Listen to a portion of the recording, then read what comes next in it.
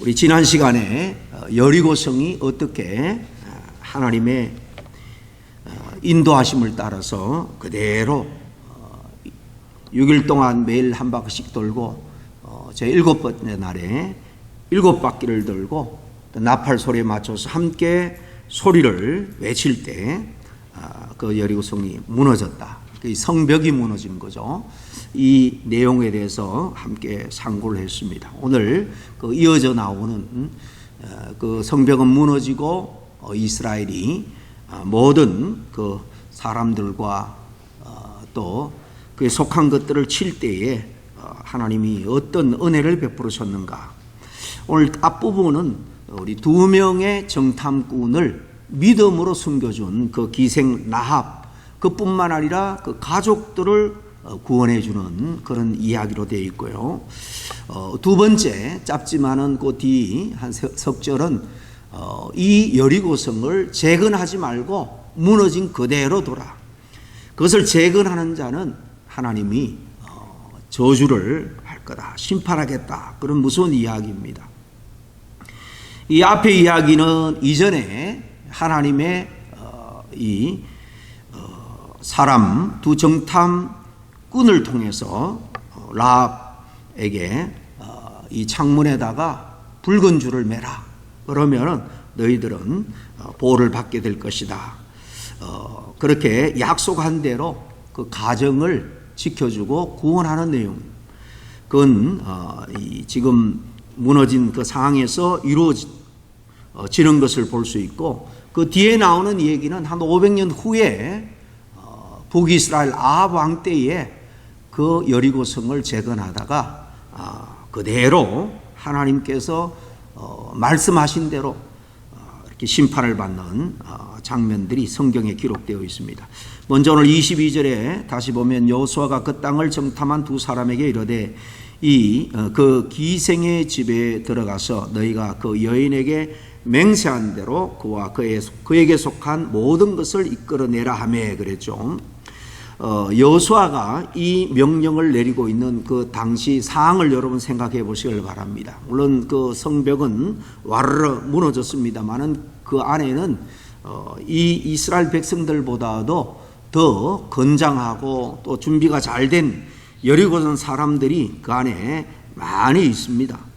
그들과 이제 싸워서 칼로 진멸하는 그런 그야말로 혼란하고 아수라장 같은 그런 전쟁의 와중에 이렇게 정말 긴박하고 정말 혼란한 그런 상황 속에서 하나님의 종 여호수아는 하나님의 뜻을 받들어서 그 기생 라합에게 약속한 것을 지키도록 명령을 한 것입니다. 이는 결국 하나님의 약속이 정탐꾼이 그들에게 약속했지만은 지금 하나님의 그 가나안 땅 정복 역사의 일꾼으로 쓰임 받는 정탐꾼이기 때문에 하나님이 그들을 감동해서 약속한 거예요. 그래서 이것은 하나님의 약속입니다. 하나님의 약속이 얼마나 신실하게 그들에게 지켜지고 있는가 하는 것을 우리는 볼 수가 있는 거예요.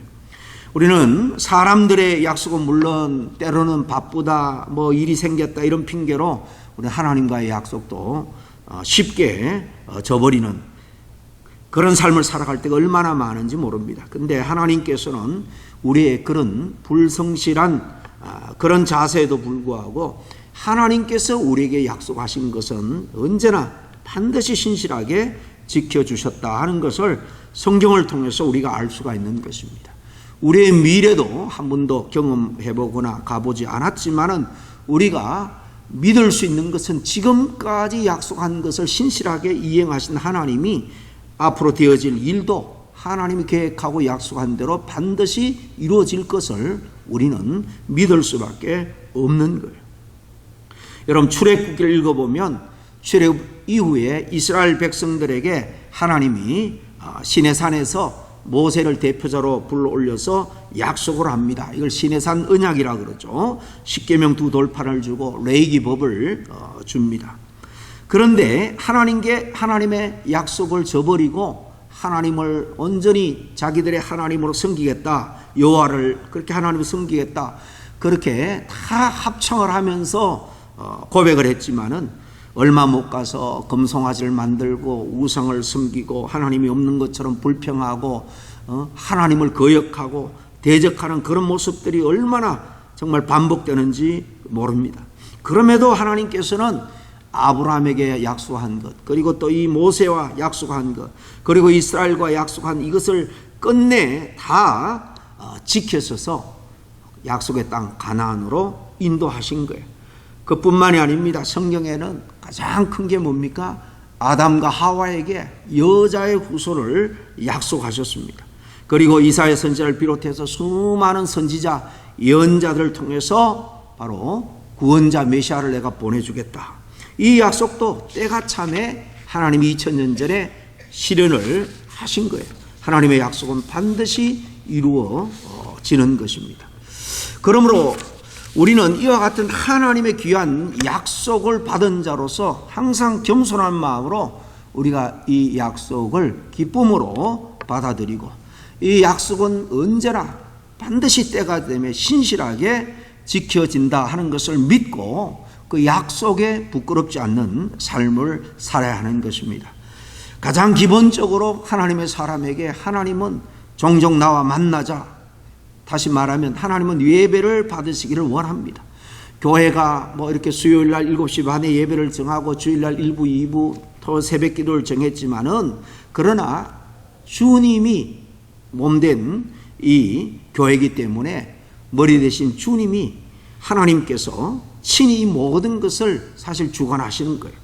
교회에서 하는 일은 무슨 목사나 당회나 사람이 의견이 모아져서 이것을 결정하고 되어 간다. 피상적으로는 그렇지만은 여러분, 영적으로 우리가 하나님께서 이 공동체를 이렇게 이끌어 가신다. 결국 하나님이 결정권자고 하나님이 역사하시고 주관하는 분이다 하는 믿음으로 우리가 신앙생활을 해야 되는 것입니다.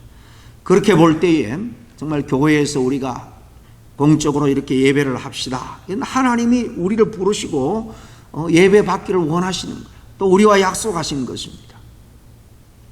만사를 우리가 제쳐놓고 하나님 앞에 약속을 지키는 것, 이것이 가장 기본적인 약속의 하나님 앞에 합당한 삶인 거예요. 오늘 이 본문의 절체절명의 전쟁 그런 와중에서도 이 정탐꾼들과의 약속을 굳게 믿음으로 마침내 구원을 이룬 이 라합을 기억하면서 우리를 향해서 지금도 계속되고 있는 하나님의 구원 약속을 우리는 기대하고 그것이 반드시 이루어진다 하는 사실을 믿고 살아야 되는 것입니다. 25절에 보면 특히 여호수아가 기생라합과 그의 아버지의 가족과 그에게 속한 모든 것을 살렸으므로 그가 오늘까지 이스라엘 중에 거주하였으니 이는 여호수아가 여리고를 점령하려고 보낸 사자들을 숨겼음이었더라. 그렇게 말씀하고 있죠. 이 성경에 보면 우리의 상식과는 좀 다르게 주님께서 말씀하고 평가하는 그런 장면들이 많이 있습니다. 일반 상식적으로 좀 뒤집는 같은 그런 이야기죠. 예를 들어 부자의 많은 헌금보다도 가난한 과부의 2렙돈을 하나님께서 더 귀하게 여기시고 받으신다. 뭐 그런 얘기. 또 예수님이 마르다 마리아 집에 갔을 때에 예수님을 섬기기 위해서 분주하게 주방에서 땀을 뻘뻘 흘리면서 수고한 마르다를 제쳐두고 오히려 주님의 턱 밑에서 말씀을 듣는, 그냥 편안하게 말씀을 듣는 이 마리아를 오히려 더 칭찬하는 그런 얘기들이 그렇습니다. 아주 작은 일을 주님께서 때로 매우 큰 것으로 여기신다 하는 것을 우리가 볼 수가 있는 것입니다. 우리는 외적으로 얼마나 더 높냐, 크냐, 힘이 세냐 이렇게 판단하기가 쉽지만은 하나님은 항상 그 모든 일의 중심을 살피시고 동기를, 본질을 살피시는 분이기 때문에 그렇습니다. 사실 오늘 본문 이야기도 보면 이 라합과 그의 가족 전체가 구원 얻는 이야기도 그렇습니다. 라합이 한 그 수고라 그럴까요? 공로에 비해서 하나님이 그에게 엄청난 상상도 할 수 없는 큰 것으로 보답하고 있다 하는 것을 우리가 알 수가 있습니다. 여러분 생각해 보세요. 지금 여리고성은 이스라엘 백성들에게 완전히 지금 정복되었습니다. 그곳에 살던 사람들은 다 몰살당했습니다. 성벽은 무너졌지만 이스라엘 백성들이 전투력이 좋아서 그런 게 아니에요. 이미 강을 건널 때부터 하나님의 그 놀라운 역사로 말미암아 이 강 건너 가나안 땅 사람들의 간담이 다 이미 녹아 있었던 것입니다. 전쟁할 전의를 이미 상실하고 있었던 거예요.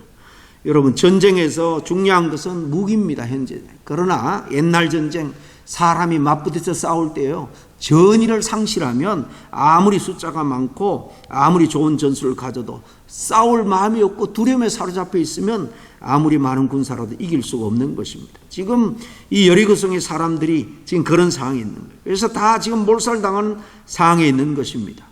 그런 가운데 이 라합, 그 아버지의 모든 그 가족들 뿐만 아니라 친척들까지도 다 구원을 받습니다. 이것은 마치 대홍수 심판 때에 하나님이 다 썰어버리지만 한 가족 노아의 8 식구만 특별히 목숨을 건져주신 그 은혜를 받은 그 노아의 가정을 우리가 연상케 합니다. 그리고 더 나아가서 그들은 모두 이스라엘 백성이 됩니다. 이들은 다 멸절당할 수밖에 없는 가나안 사람들이에요. 가나안 사람. 그 땅에 살아가는 사람은 죄가 관영했기 때문에, 죄가 꽉 찼기 때문에 때가 되어서 하나님이 이스라엘 백성들을 가나안 땅에 정착시킨 거예요. 그래서 지난 시간에도 말씀드렸지만은 이스라엘 백성들이 그동안 훈련하고 군비를 예비하고 이래서 그 가나안 땅을 점령한 것이 아닙니다. 아무리 족속을 비롯해서 가나안 7족속, 또 블레셋, 강력한 그 오래전부터 틀을 잡고 있는 원주민들이 있었어요. 그런데 하나님의 군대에 사령관이 앞장서서 진두지휘하여서 중간 지금 여리고, 이어서 아이성을 정복하고 남쪽 연합군을 다 무찌르고 또 북쪽을 진격해서 다 남에서 북까지 가나안 땅을 다 정벌 하는데, 하나님이 앞에서 전쟁은 하나님께 속한 것이다 말 그대로 주님께서 다 이기게 하신 것입니다. 그러니까 이 가나안 백성들은 죄가 가득 찼다는 거예요. 그래서 멸망받을 수밖에 없는 그런 상황이었어요. 그런 가운데 이 심판받을 가나안 족속의 신분인 이 라합 그 가족들이 다 이렇게 구원을 받았을 뿐만 아니라 구원의 반열, 이스라엘 백성들의 그 총회로 들어오게 된 거예요. 그리고 그 후손들이 계속해서 복을 받는다 그 말입니다. 그래서 목숨을 건지는 그 이상의 아주 놀라운 은혜죠. 그렇다면 이것으로 끝났느냐? 그게 아닙니다. 라합이 누구의 할머니가 됩니까? 정확하게 말하면 고조 할머니가 되는데 바로 다윗 왕의 고조 할머니가 되죠. 그리고 나중에 우리가 마태복음에서 보면 알 수 있는 것처럼 이 다윗 왕가의 대를 잇는 그런 조상이 될 뿐만 아니라 세상을 구원할 영원한 왕 예수 그리스도가 이 땅에 오는 그 계보에 또 이 라합이 일조를 하게 되는 것을 봅니다.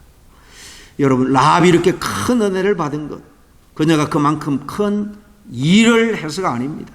그녀는 다만 여호와 하나님을 진정으로 그가 우리가 믿던 그런 신이 진정한 신이 아니라 이스라엘 하나님 여호와가 상천하지, 하늘에서도 그분만 하나님이고 또 땅에서도 진정한 그분이 절대자 하나님이다. 이 상천하지 하나님을 이 라합이 고백한 것을 우리가 잘 알잖아요. 그 믿음에 따른 생명을 걸고 그 믿음의 정표로서 정탐꾼을 숨겨진 그 일 하나뿐이었습니다. 그런데 라합에게 하나님이 큰 은혜를 부어주십니다. 작은 선행에도 이루 말할 수 없는 큰 상급으로 갚아주신 하나님의 은혜, 그 신실하심, 이 하나님의 절대 주권 외에는 다른 말로 표현할 수가 없습니다. 일하신 하나님의 인자하심과 선하심은 10계명에 10가지 계명을 말씀하고 우리에게 분명히 말하죠. 나를 사랑하고 내 계명을 지키는 자에게는 천대까지 은혜를 베푸느니라. 그러면서 10계명을 쭉 말씀합니다. 그러니까 하나님을 사랑하면 하나님의 말씀, 약속, 계명을 지킬 수밖에 없습니다. 하나님의 언약은 하나님의 약속이잖아요. 이 계명이 언약법입니다. 율법이 언약의 법이에요. 이것은 하나님이 우리에게 축복으로 주신 거예요.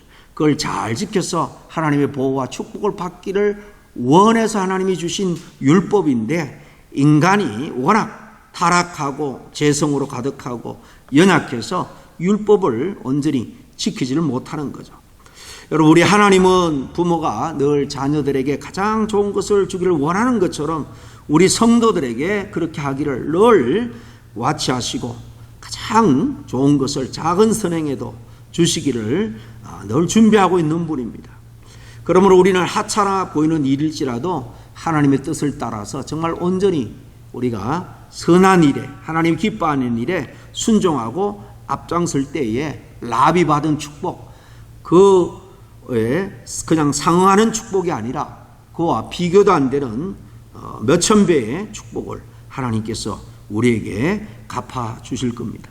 설령 세상 사람들은 우리의 모든 이런 섬김, 선행, 희생 이런 것들에 대해서 관심도 없고 기억도 않고 심지어 외면할지라도 하나님께서는 결코 잃지 않는다 하는 것을 우리는 늘 기억해야 될 줄로 믿습니다. 이제 두 번째 이야기, 우리 26절에 보면 여호수아가 그때 맹세하게 하여 이르되 누구든지 일어나서 이 여리고성을 건축하는 자는 여호와 앞에서 저주를 받을 것이라.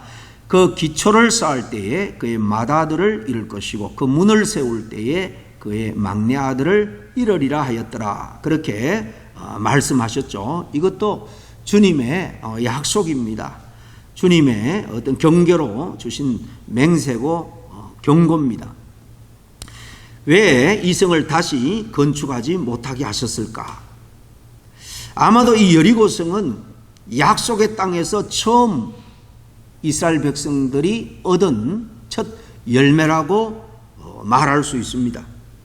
이 여리고성을 얻음으로 말미암아 이제 파죽지세로 아이성 또 남쪽 북쪽을 다 정벌하게 되는 거죠. 언약법의 첫 새끼, 첫 열매는 내 것이니 내게 드리라 그랬습니다. 이 여리고성이 첫 수확물이었기 때문에 처음으로 얻은 그런 열매였기 때문에 이렇게 이 첫 열매라는 것은 앞으로 얻게 될 모든 것, 우리가 10분의 1도 마찬가지입니다. 모든 것이 하나님의 거지만은 그것을 대표하는 10분의 1을 믿음으로 10분의 1만이 하나님 겁니다. 그런 고백으로 드리는 것이 아니라 우리가 누리는 모든 것이 하나님의 은혜로 왔지만은 이 그 모든 것을 대표하는 10분의 1을 제가 하나님 앞에 헌신의 마음으로 드립니다. 그런 뜻인 것처럼 앞으로 얻게 될 그 모든 전리품들, 그 축복들의 첫 열매로서 이렇게 하나님의 그 은혜와 능력으로 그렇게 우리에게 주어졌다는 것을 고백하는 마음으로 이렇게 여리고성은 이건 전적으로 하나님의 것이니까 너희들이 개발해서 쓰지 말라 이런 뜻인지도 모르겠습니다. 처럼 무너진 성을 그대로 둠으로 해서 또한 이스라엘뿐만 아니라 주변 나라들에게 두고 하나님의 역사가, 하나님의 그 놀라운 능력이 얼마나 큰가, 이것을 계속해서 폐허로 된 그 성곽을 지나가면서 모든 사람들이 보고 알라고 어떤 실물 교육의 장으로서 하려고 하기 위한 목적도 없지 않아 있었을 겁니다. 이에는 어쨌든 말씀드린 것처럼 북이스라엘 아합 왕 때에 히랍이라는 사람이 이 탐이 나서 이 여리고성을 재건해서 자기 소유로 삼으려다가 이 하나님이 오늘 말씀하신 그대로 심판을 받는 이야기가 열왕기상 16장 34절에 기록되어 있습니다. 그 시대에 베델 사람 히엘이 여리고를 건축하는데 그가 그 틀을 쌓을 때에 맏아들 아비람을 잃었고 그 성문을 세울 때에 막내 아들 스굽을 잃었으니 여호와께서 눈의 아들 여호수아를 통하여 하신 말씀과 같이 되었더라. 그러니까 정확하게 500년 후에 그대로 하나님의 말씀은 잊혀진 바 되지 아니하고 이루어진 것을 볼 수가 있습니다. 이 사건은 먼저는 하나님께서 이 불순종의 죄가 얼마나 큰가, 그걸 얼마나 미워하시는가 하는 것을 잘 보여주는 사건이라고 할 수 있습니다. 왜 하나님은 이 여리고성의 재건을 막았을까? 당대 최고의 튼튼한 철옹성 같은 성입니다. 적군들이 쳐들어와도 성 안에서 그냥 파티를 즐기면서 그렇게 할 정도로 안전한 성처럼 사실 보였습니다. 동시에 이 성이라는 것은, 이 여리고성은 바벨탑과 동일한 의미도 있습니다. 다시 말하면 하나님 없이도 우리는 안전해 잘 할 수 있어, 잘 살 수 있어. 하나님의 보호 없이도 얼마든지 우리는 안전하게 살 수 있다. 이 하나님에 대한 거역, 하나님으로부터 자유, 독립을 사실 의미하는 그런 성이었다라고 볼 수 있습니다. 하나님에 대해서 경고하고 있는 거예요. 나를 안전하게 지켜줄, 오늘날 우리의 직장이 될 수도 있고 사업터, 우리의 무슨 능력, 인맥이나 경력, 그죠? 이런 게 될 수 있습니다. 하나님 밖에 우리가 의지할 수 있는 그런 것들이, 이런 것들이 바로 이 성이죠. 이런 성들은 결국 무너지고 말 이 여리고 성에 이 튼튼하게 보이지만 여리고의 성들과 다를 바가 없다는 거예요. 하나님이 없는 이들의 튼튼한 이 성곽의 결말은 결국 무너질 수밖에 없다는 거예요. 그 안에 사는 주민은 물론 지나가던 사람들도 아마 성곽 없는 이 여리고를 볼 때마다 인간이 쌓아놓은 거, 이뤄놓은 거, 그거는 결국 무너지고 마는구나. 하나님 없는 삶은 반드시 멸망하고 실패할 수밖에 없다 하는 사실을 아마 깨닫게 하기 위함이었을 것입니다. 그 성곽 없는 이 여리고성에서 살아간 자들도 있었는데요. 성을 세우지 않고 그냥 페리 위에 간단하게 이 비바람을 피할 그 정도로 집을 짓고 사는 사람들이 후에 있었던 것 같아요. 그들은 하나님을 바라보고 아마 살았을 것입니다. 우리가 정말 하나님을 잘 섬겨야지, 우리 힘으로 세상으로부터 안전하게 지켜줄 그 보호처, 구원의 처를 우리가 세우지만은 결국 하나님이 함께 해주지 않으면, 하나님이 지켜주지 않으면 의미가 없다 하는 것을 믿고 아마 그들은 약속의 땅에서 이 여리고성이 보여주는 그 폐허를 통해서 교훈해 준 것을 그들은 두려움으로 늘 품고 살았을지도 모르겠습니다. 사람이 쌓은 성보다도 하나님이 쌓으시는 보이지 않는 성곽, 그것이 결국 우리의 생명, 우리의 안전을 보장해 준다 하는 사실을 우리는 기억해야 합니다. 처럼 이성의 재건을 금지한 것, 무너진 여리고성을 보면서 하나님을 떠나고 대적하는 죄의 대가가 얼마나 무서운지 기억하게 하는 것입니다. 하나님 말고 우리가 세상에서 우리가 성처럼 의지하고 믿는 것, 그거 결국 우리가 정말 진정으로 의지할 바가 못 된다는 것을 또한 우리에게 알려주는 것입니다. 여리고 성처럼 우리가 의지하고 있는 그런 성은 여러분에게 어떤 것이 있습니까?